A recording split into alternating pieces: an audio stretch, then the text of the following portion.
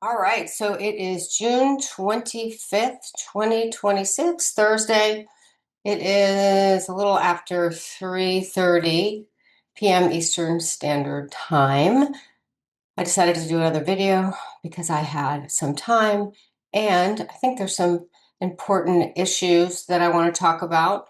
Um, Inflation numbers came in, status of the shipping going out of the Strait of Hormuz, some things going on in the Senate regarding Trump's authorization to continue the war in Iran, and then also the MOU, Memorandum of Understanding, between Iran and the United States, which that's not new news because that was, I think it was signed last week, June 17th, but I haven't done a deep dive in it into the points. And so I wanted to talk about it because there seems to be a lot of discussion with JD Vance coming back from the negotiations and regarding, what Iran agreed to, whatever. So I think it's first important to understand what's in the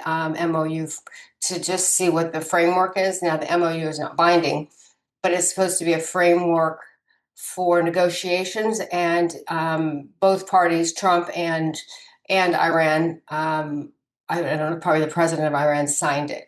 So so that was a commitment to the topics that were agreed to for the negotiation. So I think it's important to understand what's in there, to understand the context of all the rhetoric, which I actually try not to get too involved with or follow, because some of it is, I think, kind of just political BS, to be honest with you. You know, that's my view. So, what I mean, really, I think what's going to be important is what actually happens, and so when we can talk about that. All right. So I am actually going to share my screen and go. Okay.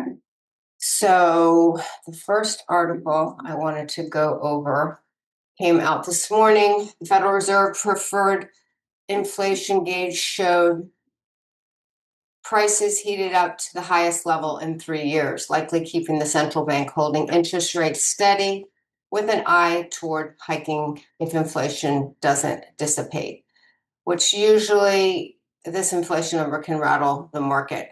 Actually, I'm going to go through that in a minute, but it didn't really actually do much. So the personal consumption expenditure index rose 4.1% in May, in line with the expectations, and up from 3.8% in April. Month over month, inflation rose to 0.4%, a tenth of a percent point less than expected, and same level as April. Everybody knows that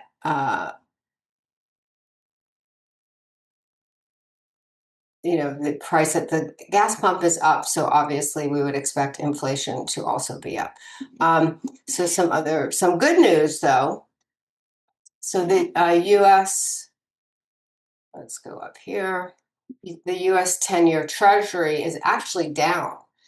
I think mortgage interest rates get set off of that, so it is down. It's been going down. The high, again, the annual high was in May. I think that was May 18th, and that was bad. It went up to 4.66%. So since then, it's been dropping down, which that is a very good thing. So let's also look. Let's look at what the market overall. S&P was down a little bit, 0.15%. Dow up a little, 0.12. Nasdaq has been really volatile. What is that? It is down 0.73. That's been down for the last few days. So the VIX index, I always watch that. So that's at 19.19. This is an important, if you like to trade stocks, this is an important index. Usually this is at a sell-off. 19 people are usually selling, but yesterday I think it went to 20. In the 15s, people are buying. So I trade, and I always look at VIX and see what's going on. Interestingly enough, Bitcoin, 59,000. Bitcoin crypto is not doing well. I think crypto acts inversely to the US dollar, and the US dollar, although I don't, let's see if it's on this, the US dollar is up. It's over 100. It's not here, but just take my word for it or look it up. Yeah, the US dollar, I don't really want to go searching for it on this Yahoo Finance page, but the US dollar has been going up. Uh, and the other thing, commodities, so crude futures are up. Last time I looked, over 2.5% today. So I usually keep track of it's CLF crude oil August 26. Yeah, so as of now, it's up almost 2.6%. Why? I really don't know. Um, Heating oil is up over 3%. Interesting, natural gas, and that's the July 26 future, is down 0.5. RBOB gasoline, however, is up over 4%. Brent crude oil is also up, but the same as the crude futures, over 2.5 or 2.56%. I really don't know what's going on because there was an article I read. Well, these are futures, right? So they're looking at what's going to happen in the future, not what's happening right now. Um, because interestingly enough, there was an article out yesterday that said there's a glut in oil. Let me see if this is it. No, that's the one I want to go over. Let's see. No, that's not it. I think I put it on here. Maybe I did, maybe I didn't. Uh, oh, it's this one, which is my next topic. What's going on with the Strait of Hormuz? So apparently, it's more ships are getting out of the strait, not to the level I think that Trump says they are, but more than obviously they were before the signing of the MOU, and there was a naval blockade, which has been lifted, and we will talk about that.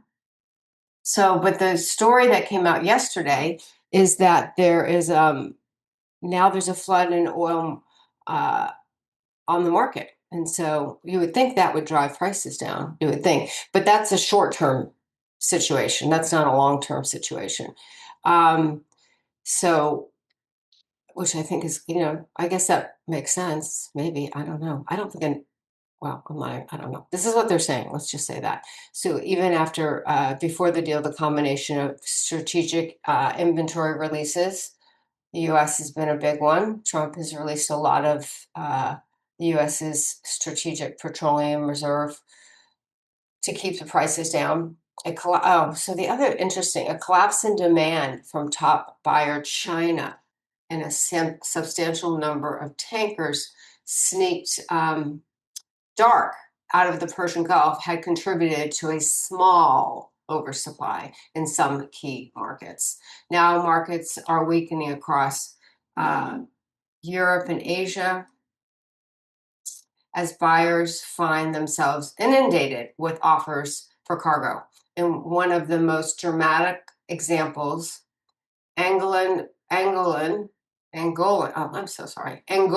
crude, a grade that is typically snapped up by China, has been selling at the deepest discount in more than a decade, at times changing hands at nearly $10 a barrel below the global dated Brent benchmark. That's interesting. I was listening to an energy expert yesterday on Mario Nawfal's channel, and he was saying that China has actually not been importing as much oil because they're using their own reserves, and apparently they have massive reserves, and no one can track them. I believe they're underground, so no one has any idea how big China's oil reserves are. But that would be in line with a drop in demand from China. So that's kind of what's going on. The next article I want to talk about talks about just in general what people are expecting in the future from the strait. once the MOU is implemented or becomes a final deal. So this headline, the Strait of Hormuz is open again. It will never be back to these. It'll never be back to normal. I don't know why that's weird. I guess it doesn't want me to read that article. Uh, okay, here we go. So many pop-ups. That's what happens when you go on really actually any website. I don't know if Yahoo Finance is worse than any other one. So this story says President Trump has declared the Strait of Hormuz open for business. But experts tracking the Iran war say the crucial waterway, which prior to the outbreak of the conflict accounted for roughly 20% of global oil flows, may not ever fully return to normal. Both the US and Iran leadership have said they won't impede travel through the strait as part of an initial agreement ending the conflict signed by both parties last week. Yet, ship owners, shipping containers, and buyers are only weeks removed from a wave of Iranian attacks on vessels in the waterway that brought uh, traffic to a standstill. Promises of safety from the president, experts told Yahoo Finance, may not be enough to bring these flows back in size. So I think what else is interesting is this article said that the ships that are getting through are the smaller ships that are going dark. So basically, they're turning off their transponder so that they can't see them, and that the larger ones that are referred to, let's see, where is it? Let's go down here a little bit. The larger ones that actually have more crude on them. Oh, I don't know why it's doing that. So anyway, I'm not even going to worry about that. But that have more crude on them aren't moving because their insurers and the owners don't want to take the risk. Um, and I think there's also a debate. It's unclear really whether or not Iran will be managing the strait in the future, even though and charging fees, even though Trump insists that they will not. But when we get to the MOU, you'll see that actually Trump agreed to having Iran and Oman and the Gulf actually managing the straits. So, so there's concern about again among the shipping companies about possible charges or fees that may be. This article is not. This is actually a long article, so it's taking me long to get through it. So I'm not going to worry about this article. Yeah, so I think there's still a lot of uncertainty, and a lot of the big shipping companies with the big tankers are still not feeling secure about the situation. And this energy expert I listened to yesterday also said that while ships are coming out, no new ships are going in because of the uncertainty. They don't want to get stuck there. And I think insurance companies that insure the tankers have not gotten comfortable with the situation yet to loosen up sort of the, I guess, restrictions on insurance. And I'm guessing insurance is still very expensive. So I don't think the picture isn't as rosy as some people in the Trump administration are claiming. And the one thing right now, while Iran agreed not to assess any tolls or fees for now, that's only for 60 days. And when we go through the terms of the MOU, that's what it says. But after that, then they're negotiating what's going to happen. So for now, there's no fee or toll or whatever, but that only is for a 60-day period. Okay, the next one. So this article was yesterday, or it could have been the day before. So Oman is right across from Iran and is the other side of the Strait of Hormuz. Um, they basically said they're talking to Iran about imposing tolls.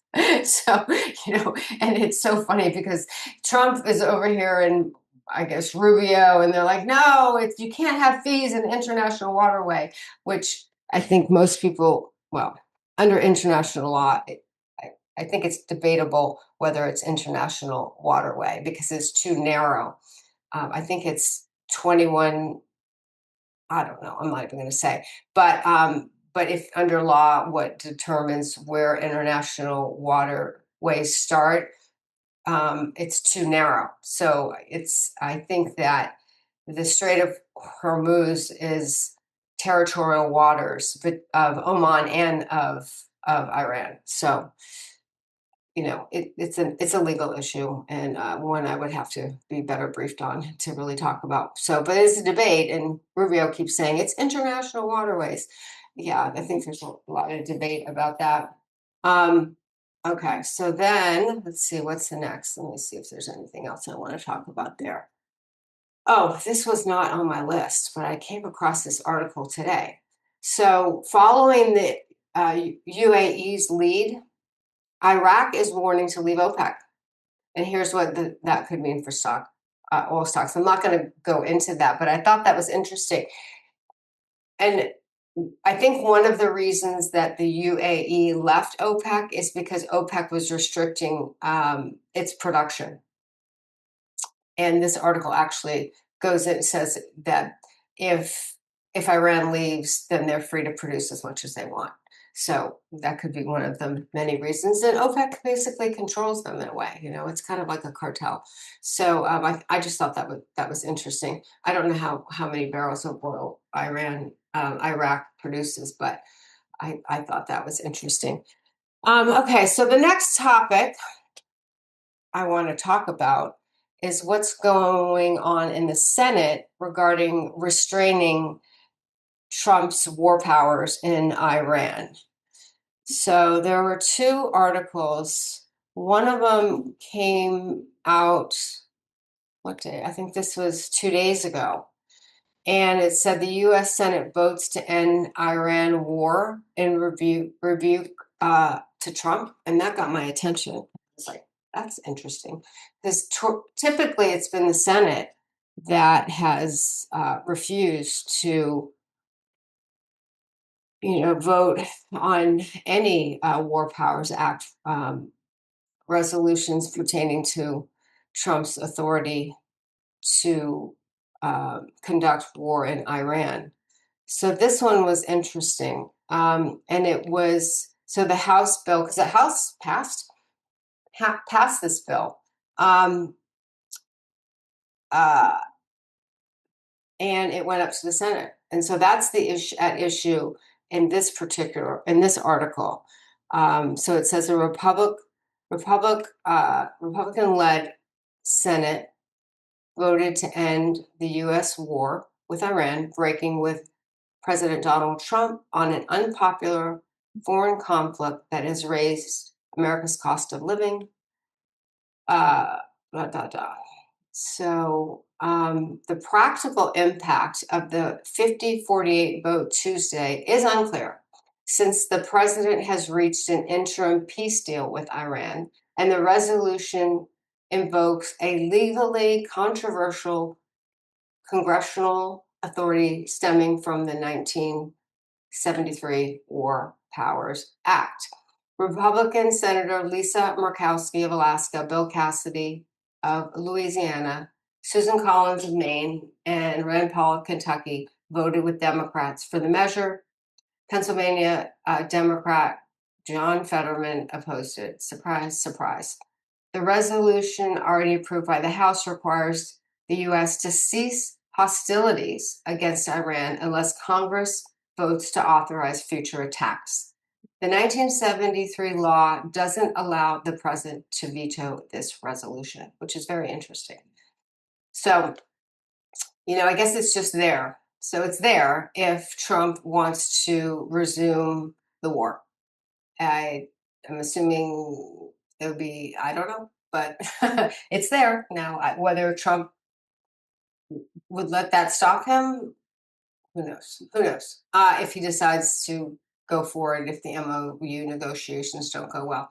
And then the other article, so this came out yesterday. So there was another resolution by Tim Kaine in the Senate that did not go forward. And so the Senate actually rejected this measure aimed at restricting President Trump's power to wage war against Iran, and a victory for the president and Senate GOP. So this one was a little bit different. This one, I think this one called for a complete withdrawal. So the procedure, it was a procedural motion. So they wanted to put it up for a vote, and it failed 50 to 47. I'm not sure why this failed and the other one didn't. Um, but yeah, I'm not really sure. It said Senator Rand Paul voted present, and if that means he just didn't vote, maybe he just didn't vote either way. But this one, like I said, is a little bit different. It didn't go forward, but it would have directed Trump. I shouldn't say Mr. Trump. He's actually president, but whatever. To remove the United States Armed Forces from hostilities within or against Iran unless authorized by Congress. So I don't know if that means they just have to, if they have to, if the forces have to leave. I'm not really sure. That's not called for in the other bill that passed. That just is like no more fighting. So I don't know. Anyway, so we'll see. Hopefully, this does not become an issue, and they continue to negotiate on the MOU and get a final deal, and then we're done with this whole thing. Hopefully. All right, I'm going to close some of these. We've already gone over. So the next thing I want to talk about is the MOU itself. So what's interesting, all right, we talked about that. So I Googled it because I wanted to find the terms that the US released. And apparently, the US did not release the terms. The White House did not release them. I did not hear this, but some top official of the White House read them, but they're not released in text. This was done, I believe, after Trump signed it in Versailles on June 17th. So there's no written text released by the White House, which I find very odd, to be honest with you. So, and the only, because I didn't want to go, so in the past in these negotiations, there have been claims that there have been two versions of negotiations, and that whatever Iran put out was not what the US agreed to. And so, well, those didn't go, those negotiations failed anyway, and the war started again. But this was signed by Trump. So I wanted to look at the one that the US signed, just so that we didn't run into the same issues that we had before. And the only place, or the first place that I could find it, was in a CNN article. And this is where they say, they basically wrote down what, or they said they had the text was leaked to them, but apparently this reflects what what was read by the White House senior U.S. administration official. So it's the 14-point document. So there are 14 points in the memorandum of understanding. And this is what J.D. Vance was just negotiating based on this memorandum of understanding over the weekend in Switzerland. So it's called the Islamabad Memorandum of Understanding between the United States of America and the Islamic Republic of Iran. So it says this is fundamentally an agreement that allows us to open the Strait of Hormuz immediately. This is a statement, obviously, from the United States. Um, so open the Strait of Hormuz immediately, commit the Irans to destroy the nuclear dust, and then give us a dial where if the Irans dial it up, they're good. Where if the Irans dial up their good behavior, we respond by dialing up the kind of economic and sanctions relief that can make them a more prosperous country. The U.S. the U.S. senior official said. We'll actually look at what the MOU says, the points, and you can determine for yourself whether that's actually what it does.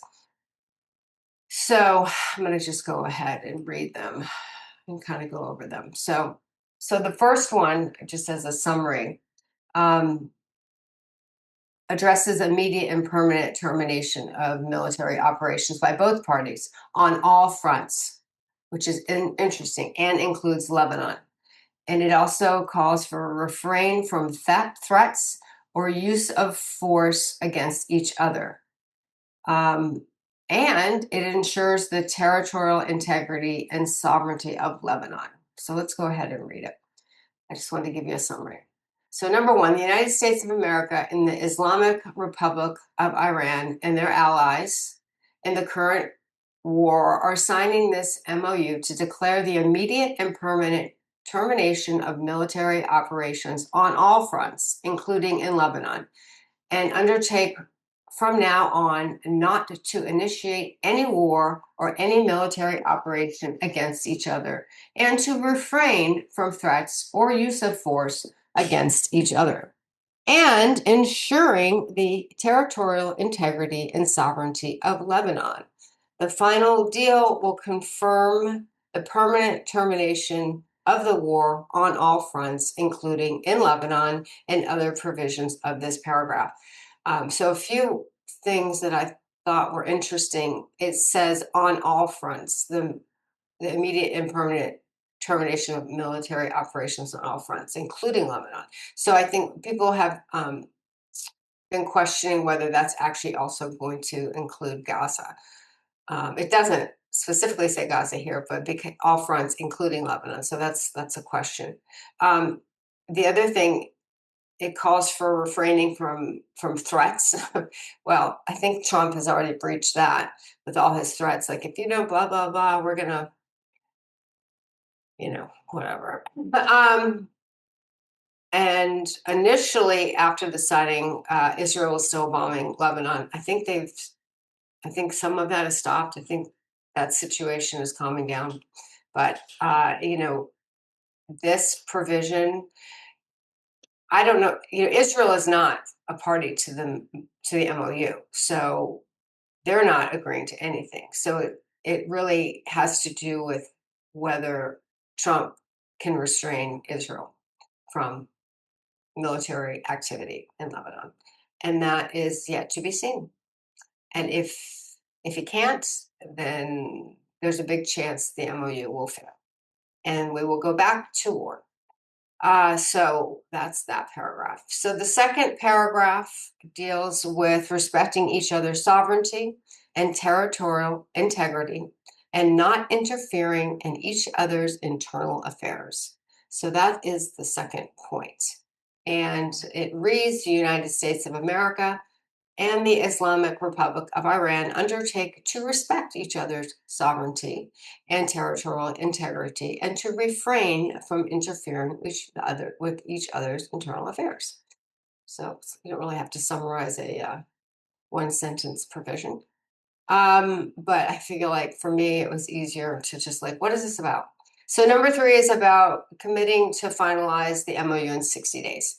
The United States and the Islamic Republic of Iran commit to negotiating and achieving the final deal in maximum 60 days, extendable with mutual consent. Okay. So number 4. Number 4 is a big one. Removal of U.S. naval blockade and removal of American forces within the proximity of Iran. So this one is a huge one. So it reads, immediately after signing the MOU, the United States of America will begin to remove the removal of its naval blockade and any disturbances or impediments against the Islamic Republic of Iran, and will fully end the naval blockade within 30 days. During this period, the traffic of vessels will be in proportional to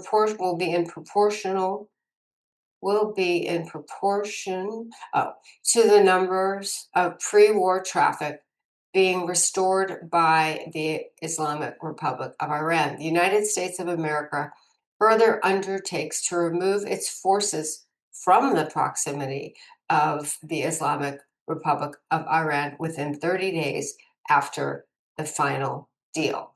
That one is very interesting. First of all, I do believe the naval blockade has been removed. Iran is obviously letting ships go through. Now, during this period, I don't know, the 60 days, it says that traffic will be returned to pre-war traffic. I don't know that that will happen, but I'm assuming Iran will do its best. Because it's not really up to Iran, it's up to shipping companies and insurers whether they feel comfortable to let the ships go through. Because some are still just sitting there.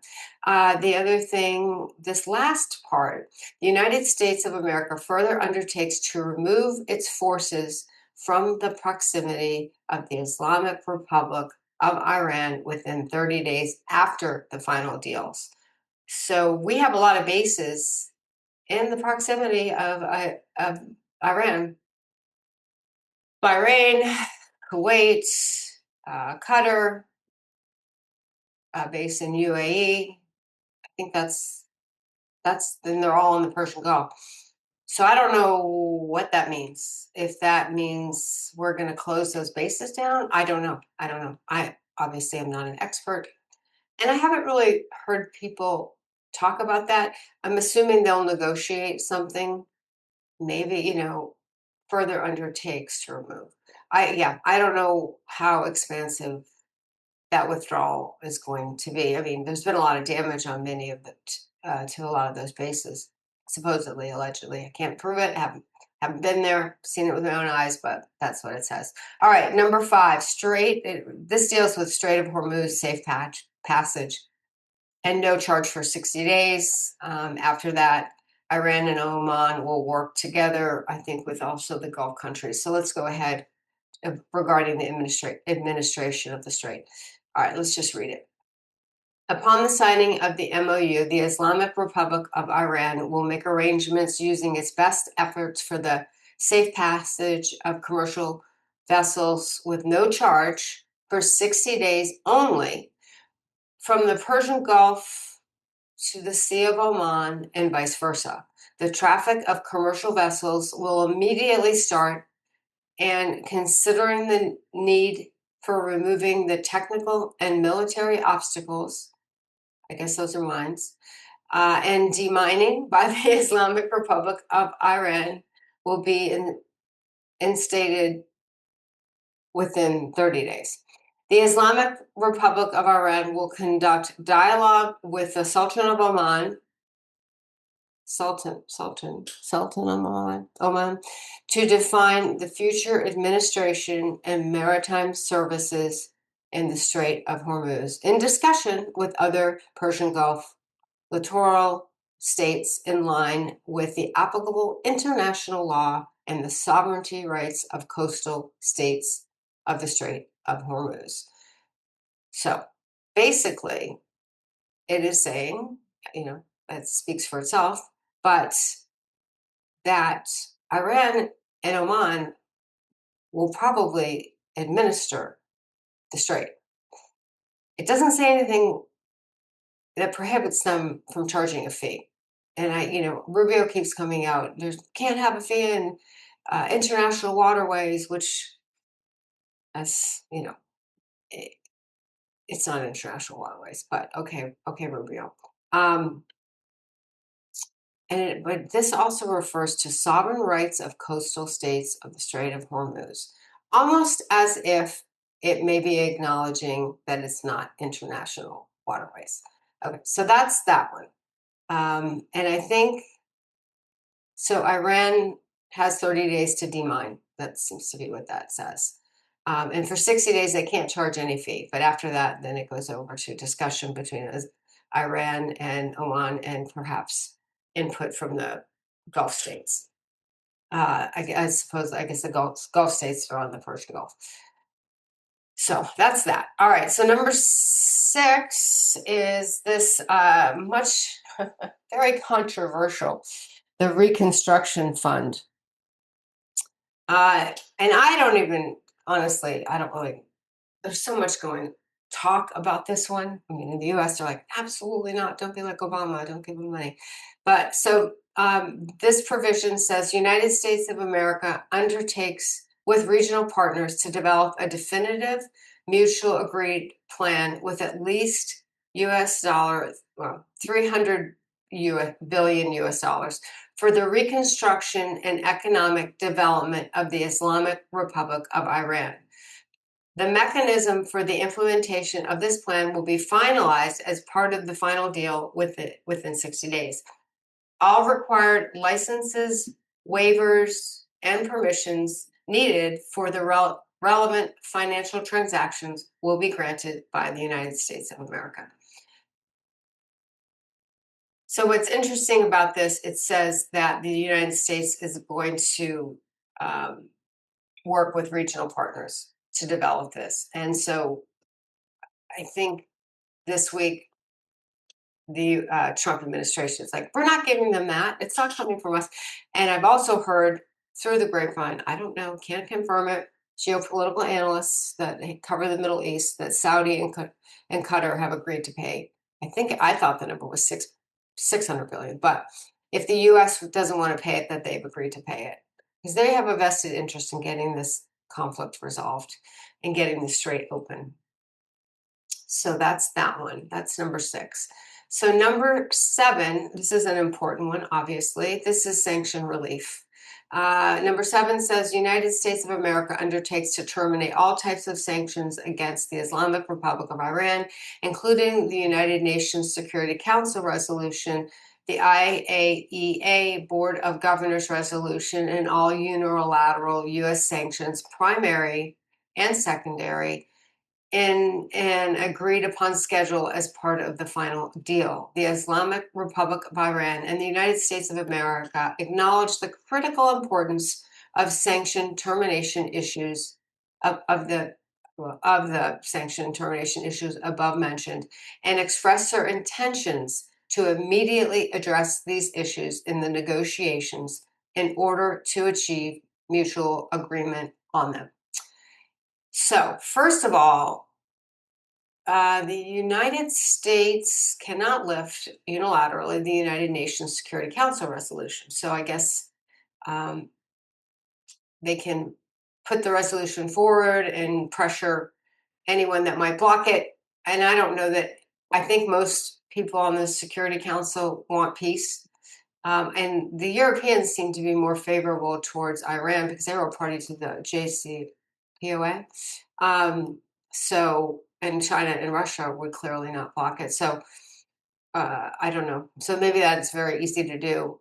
Same with the IAEA.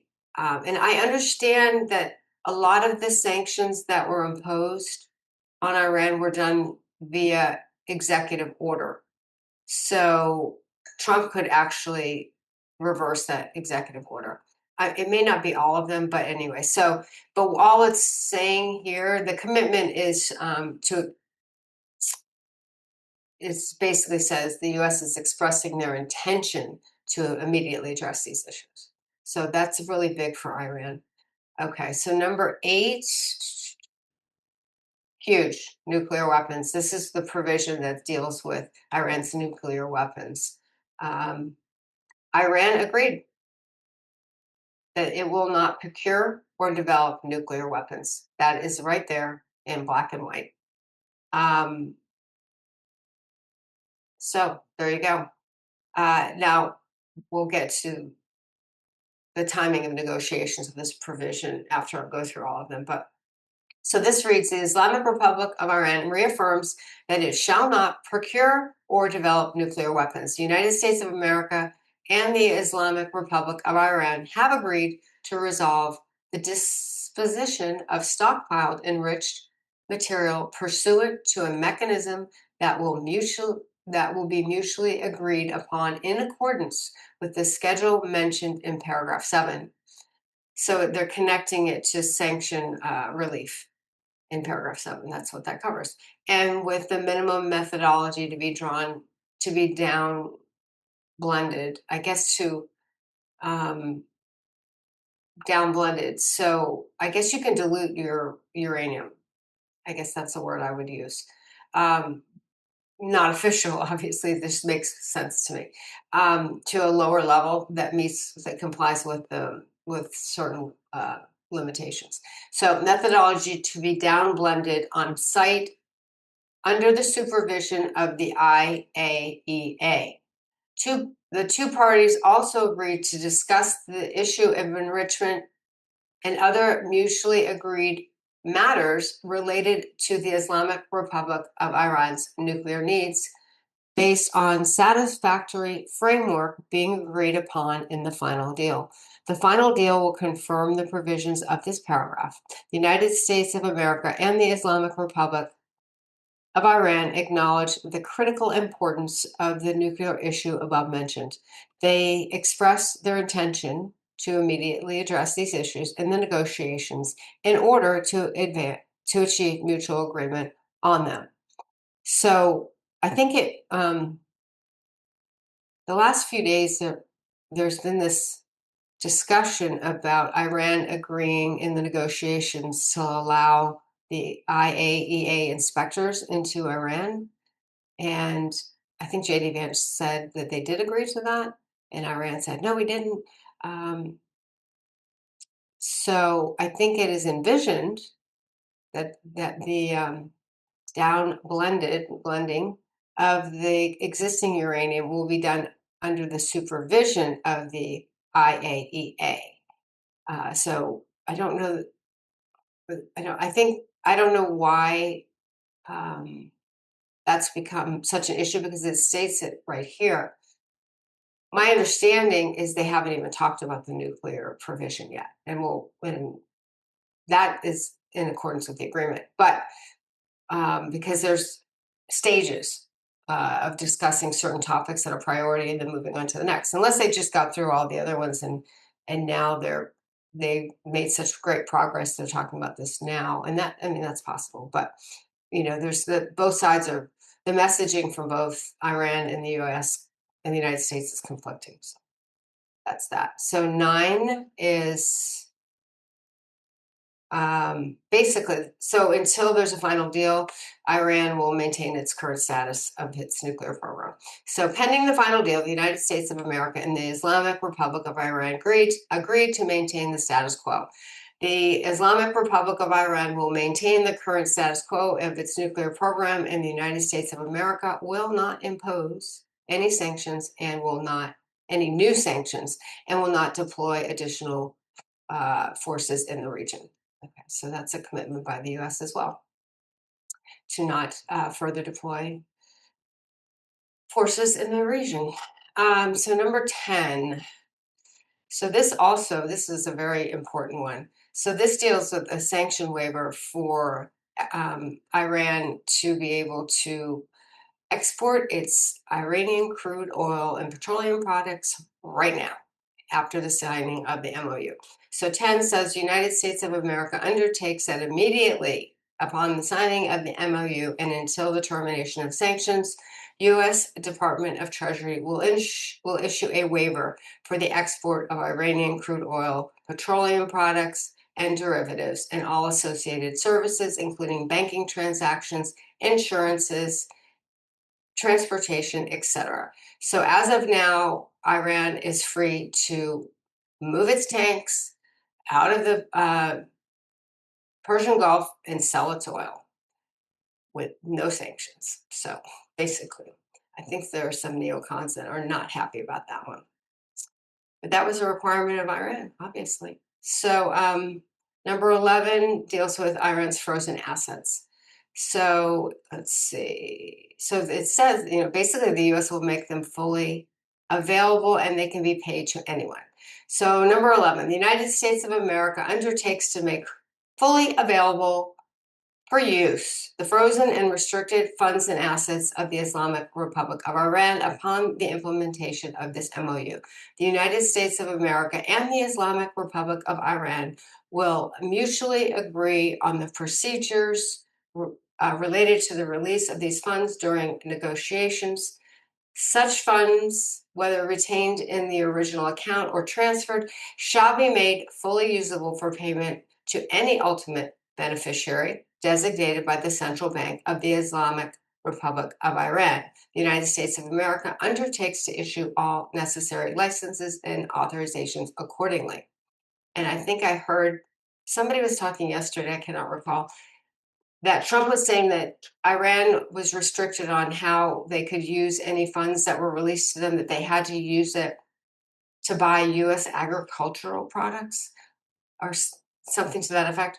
That's certainly not in the spirit of this provision. Basically, it says that they can basically use it any way they want. So I don't know why Trump is saying that. Although I think that's for domestic consumption because people are comparing him to Obama, who they said Obama gave Iran all this money on, which he did, and he did put it on. It was cash, pallets of cash. He flew over because there were sanctions, and he could not legally, under U.S. law, give or something. I don't know. So he couldn't. He couldn't actually give Iran any money. But apparently, it was actually their money, so it wasn't us just giving him U.S. taxpayer dollars. That had to do with the lawsuit and a settlement. That it was money they were legally due. So the story got really spun on that one and not highly reported. Okay, so let's just move on real quick. Number 12 is this established executive mechanisms to monitor the successful implementation of the MOU and future compliance to the final deal.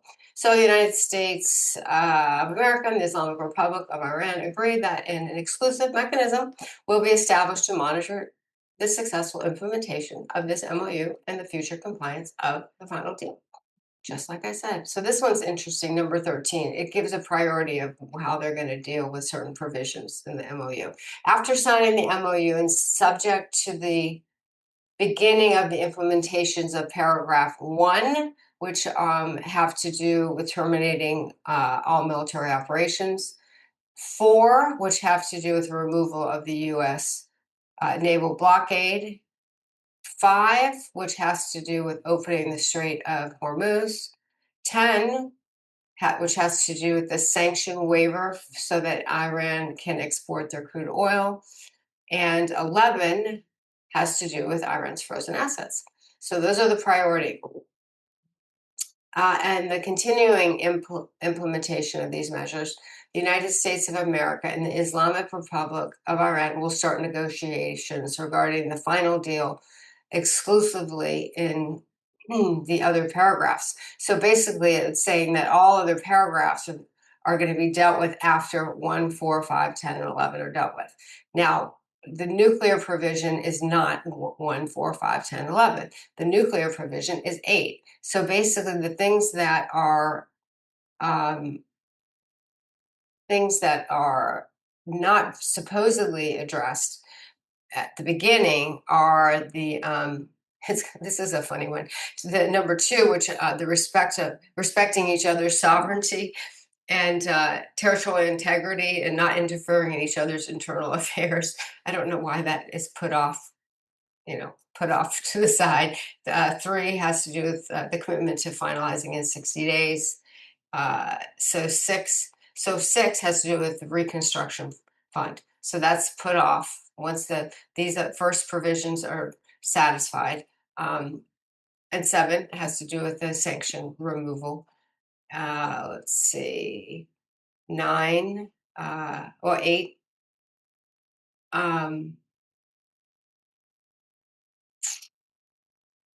Yeah, so 7 has to do with sanction removal, 8 nuclear weapons, 9. Well, that just says they're going to keep what's status quo on the nuclear program. Yeah, and 12 is whatever. Yeah, so the whole nuclear issue apparently, these first five provisions are supposed to be dealt with first. It may be that the parties are satisfied. I mean, the naval blockade has been removed. The strait is open. They're not. They're not. There has been a cessation in military operations. Um, and can freely sell their oil and doesn't, and the sanctions were removed. But 11 has to do with Iran's frozen assets. So that one I haven't heard a lot about. And again, it seems like the rhetoric out of the Trump administration is we're not giving them any money and we haven't given them any money.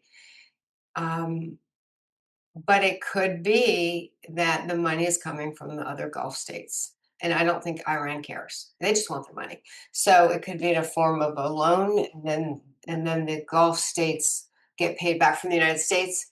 I think the problem is that Trump has a political issue on that particular point. But and they may try to do a workaround. And again, if we go up to 11, let's it says in coordination with uh,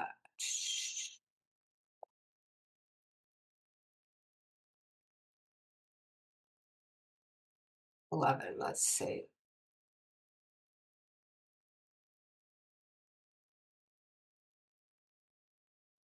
Well, my understanding is some of the money is actually in banks in the Gulf region. And so that wouldn't be money that comes out of the US coffer, or wherever, the banks, usually it's a bank that has frozen them. So the bank is the one that has to release it. So maybe, when Trump says it's not coming from the US, he's absolutely correct. So it may be they just lifted the restrictions on the banks so that they could give them the money back because it was their money. So, but so apparently, I mean, I don't know the dollar amount, but so it may be that that's already happened. But if it's in a bank, for instance, in Qatar, I don't know why. That's just giving them their money. It's not coming out of the U.S. coffer. So that's that. I hope you found that helpful. I know this is a long video, but I really wanted to go through that. One final thing I wanted to go through. So when I was looking at the White House page to see, their press releases and things like that, I wanted, because I was originally looking for this MOU and I couldn't find it, but I did find this. So this was released June 19th, so that was 2 days after the signing. President Trump's Iran agreement is America First in action. So it says President Donald Trump and Vice President J.D. Vance have secured a historic breakthrough by signing a memorandum of understanding with Iran. Forged through decisive American strength, this agreement ensures Iran will never obtain a nuclear weapon. Iran never wanted a nuclear weapon, apparently, but okay. Open the Strait of Hormuz to free navigation, which was open before the war, and puts America first, rejecting the failed policies of appeasement, cash payoffs, and endless wars that have weakened the United States for decades. Now, I'm going to say I am 100% in support of this MOU and ending this. And I am totally against endless wars, and I applaud him. I think it took a lot of courage to do this because he got some pushback from neocons, and particularly anyone that was very highly aligned with Israel. So I do think there was a lot of political pressure to continue the war, and I'm really, really happy that he actually entered into this MOU and stopped the fighting.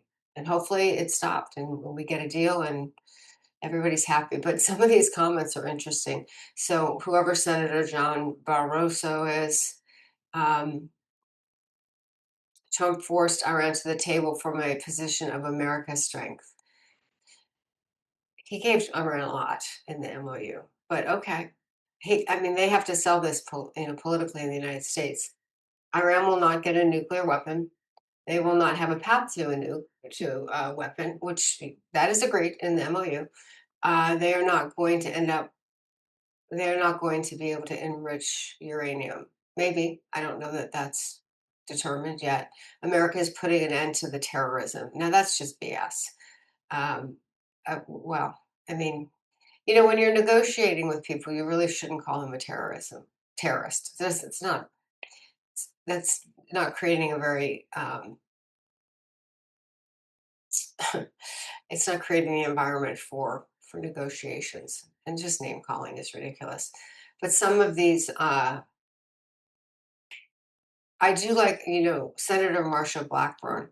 So all she said is has shown time and time again on the world stage that he is determined to find peace, and that his first priority will always be to put America first. Now, I like that statement. Some people right after the MOU, like, were saying he shouldn't enter the agreement, and they were. I mean, the Israeli crowd is they were really all over him for that.